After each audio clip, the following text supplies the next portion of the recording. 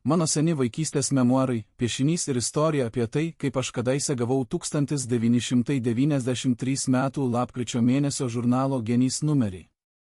Nors ir labai seniai jau tai buvo, bet vis tiek net ir iki pat dabar dar kažkiek prisimenu, kad tai buvo ir tada įvyko tas naujo numerio gavimas ne patį lapkričio mėnesį, o tik tai jau ką tik prasidėjus paskutiniajam gruodžio mėnesiui.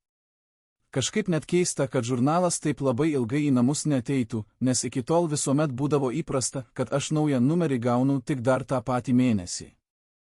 Taigi, visą pilną tų metų lapkričio mėnesį vis kantriai laukiau ir vis niekaip negalėjau laiku sulaukti ateinant to lapkričio mėnesio Genio numerio, prabėgo belaukiant ir visas lapkritis, ir tas metas, kai mano seneliams paštininkė buvo atnešusi jų pensijas, o mano mylimas žurnalas vis dar nesirodė.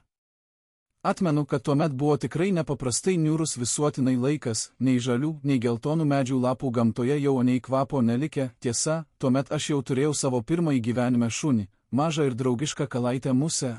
Ji net ir itin šaltomis, jau gruodą rudenio žemei nešančiomis paskutinėmis rudens dienomis ištisai vis laiką leisdavo kieme, po atviru dangumi, pro langus žiūrėdamas į savo kiemą, ją net ir žvarbių orų matydavau tai žvaliai lakstančią po kiemą.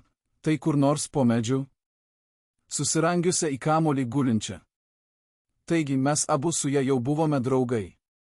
O kai gavau gruodžio mėnesio pradžioje tą lapkričio žurnalo numerį, buvo jau tamsėjantis vakaras, žiūrėdavau iš kambario vidaus vėl ir vėl pro langą, ką būtent kieme dabar yra beveikianti toji mano kalaitė musė. Na, o naujajame to meto žurnalo numeryje man patiko beveik viskas, ir apie mirusiųjų pagerbimo dieną, kur buvo aprašyta, ir apie Vilniaus kraštą, ir Šlepetės apysakos antrasis pasakojimas, ir nuostabios istorijos apie nutikimą liūne pabaigą.